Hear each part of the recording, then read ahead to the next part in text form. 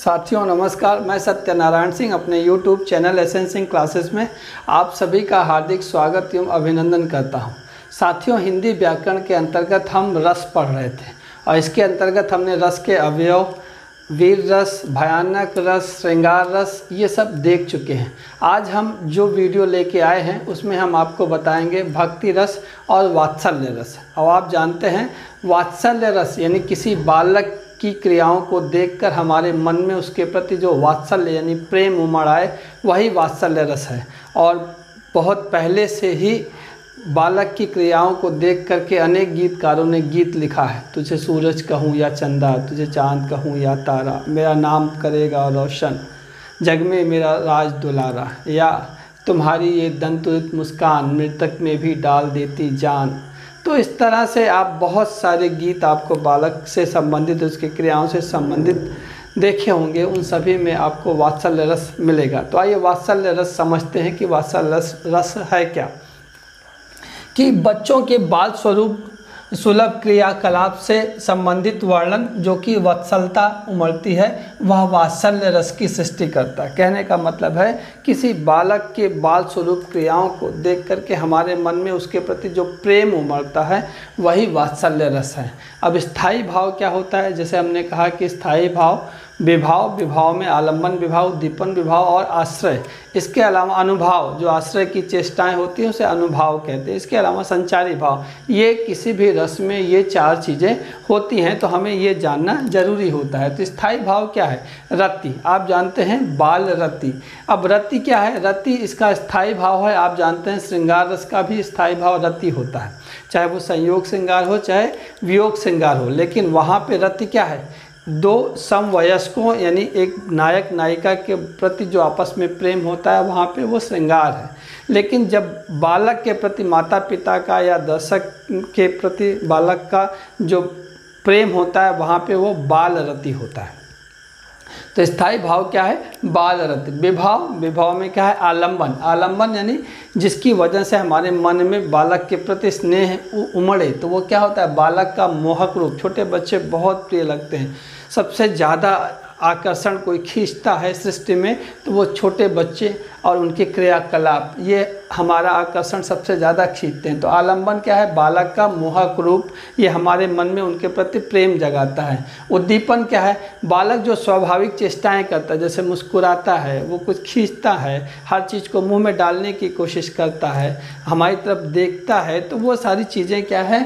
वो बालक के प्रति जो स्नेह होता है, हमारा प्रेम होता है, उसको बढ़ा देते हैं। आश्रय क्या है?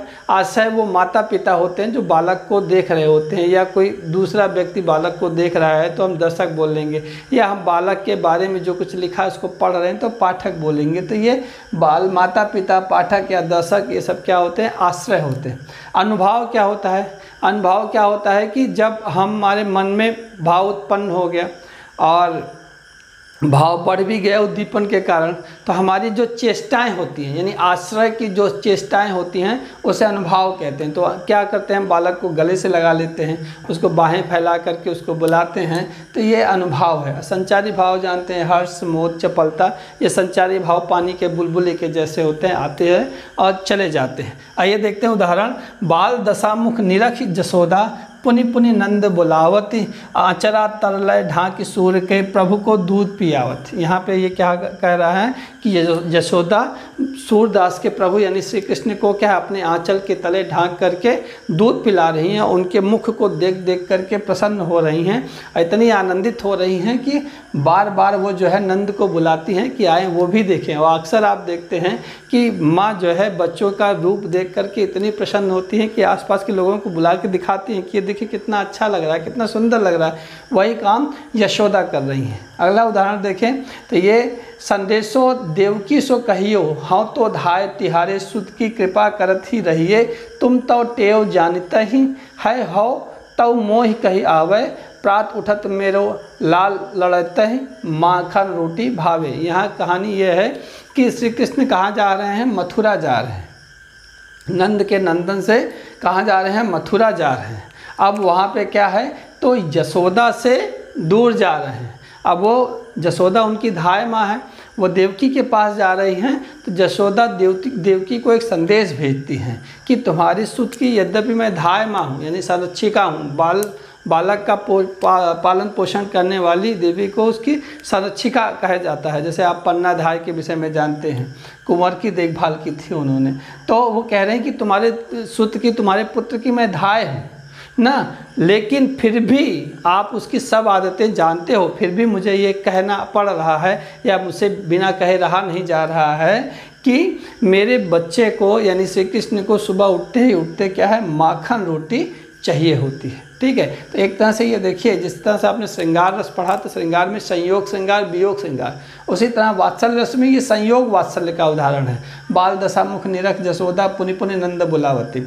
और ये संदेशा देवकी सो कहियो, ये वियोग वात्सल्य है। यहाँ पे बालक माता के पास है और यहाँ बालक माता से दूर जा रहा है, तो ये संयोग वात्सल्य, ये वियोग वात्सल्य है। एक और चीज़ एक और उदाहरण देख लीजिए, किलकत कान घुटरुवन आवत, अब मणिमय कनक नंद कै आंगन बिंब पकड़बे धावत। तो कि बालक श्री कृष्ण क्या हैं, जो है घुटनों के बल चल के आ रहे हैं और क्या करते हैं, अपने आंगन में चंद्रमा का जो बिंब होता है उसको पकड़ने के लिए क्या कर रहे हैं, दौड़ रहे हैं। तो यहाँ पे भी उनकी क्रियाओं का सुंदर वर्णन हुआ। तो ये क्या है, वात्सल्य रस। तो आपके समझ में आ गया होगा कि बालक की क्रियाओं से जो उसके प्रति वात्सल्य यानी प्रेम हमारे मन में उमड़ता है, वो क्या होता है, वात्सल्य रस। और इसका जो स्थायी भाव है वो बाल रति है। आगे देखते हैं भक्ति विषयक भक्ति रस। तो भक्ति रस आप जानते हैं कि जब ईश्वर के प्रति हमारा प्रेम होता है या भक्त के मन में ईश्वर के प्रति जो आराधना प्रेम या भाव उत्पन्न होता है उसे भक्ति रस कहते हैं। तो जब भक्त के मन में ईश्वर के प्रति भक्ति भाव पैदा होता है तो वहाँ भक्ति रस होता है। ठीक है, आप जानते हैं कि अक्सर आप एक उम्र के बाद लोगों को देखते हैं कि ईश्वर के लिए उनके मन में धारणा क्या होती है, बढ़ जाती है। तो वो क्या है, भक्ति रस। ठीक है, आप देखते हैं कि वो ज़्यादा देर पूजा करते हैं, मंदिरों में जाते हैं, बाकी सारी चीज़ें। तो स्थायी भाव क्या है, भगवत विषयक रति। फिर वही बताएंगे कि श्रृंगार रस का भी स्थायी भाव रति, वात्सल्य रस का भी स्थायी भाव रति और भक्ति रस का भी स्थायी भाव रति। लेकिन श्रृंगार रस में क्या है, समान युग्म पेयर होते हैं, उनके बीच में यानी नायक नायिका के बीच में जो प्रेम होता है वो श्रृंगार विषयक रति। माता पिता और बच्चे के मन में जो प्रेम होता है वो वात्सल्य रस ना। और जब भक्त और भगवान के बीच में जब प्रेम होता है तो वहाँ भगवत विषयक रति होती है। यहाँ भी प्रेम है लेकिन यहाँ भगवान और भक्त के बीच में है, वहाँ माता पिता और बच्चे के मन में है। और वहाँ पे क्या है कि हीरो हीरोइन यानी नायक नायिका के लिए मन में है। तो आलम्बन क्या है, तो ये अस्थायी भाव पता हो गया। विभाव में दो होता है, आलम्बन उद्दीपन आश्रय, 3।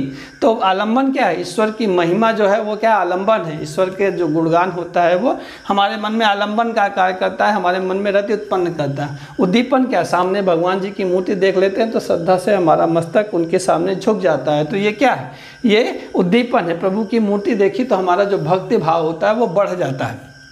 आश्रय आप जानते हैं भक्त क्या है, आश्रय है। अनुभव, आश्रय की चेष्टाएं अनुभाव कहलाती है। तो क्या, आंखें मुद जाती हैं, हम शांत मन से बैठ जाते हैं और उसकी भक्ति में लीन हो जाते हैं। तो ये सब क्या है, अनुभाव है। संचारी भाव, निर्वेद धृत्य अलसता दैन, ये अल्प काल के लिए आते हैं मन में और आते जाते रहते हैं। तो ये संचारी भाव।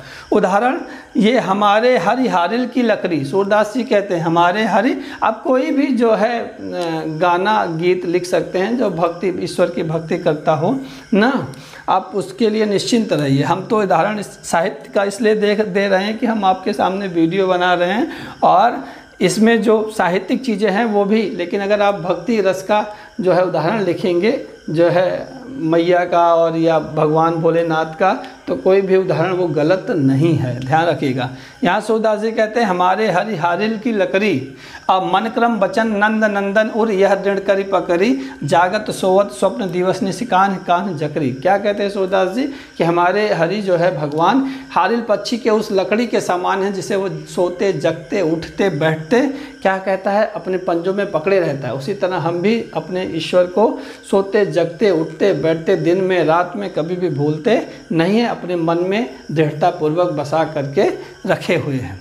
और एक और उदाहरण है कि राम जपु राम जपु राम जपु बावरे घोर भव नीर निधि नाम निज राव रे ना, कि आप राम का जप कीजिए और जब भयंकर समुद्र होगा, कठिनाइयों का समुद्र सागर होगा, तो राम का नाव ही क्या किसका काम करेगा, नाव का कार्य करेगा और हमें सभी मुश्किलों से, सभी बाधाओं से क्या करेगा, निकालेगा। आगे मधुर मधुर महादेवी वर्मा का है, मधुर मधुर मेरे दीपक जल, युग युग प्रतिदिन प्रतिक्षण प्रतिपल प्रियतम का पथ आलोकित कर। तो अपने कह रहे हैं कि जो दीपक जो है वो कैसे चले, मधुर मधुर आहिस्ता आहिस्ता जले, और प्रियतम का पथ यानी ईश्वर का जो पथ है, रास्ता है, वो हमारे सामने आलोकित करे, प्रकाशित करे और उस पर चलकर हम अपना जीवन में कल्याण करें। ठीक है, तो ये समझ में आ गया होगा कि भक्ति रस क्या है। जब ईश्वर के प्रति हमारे मन में भाव उत्पन्न हो, उसके प्रति भक्ति उत्पन्न हो जाए, तो वहाँ पे भक्ति रस होता है।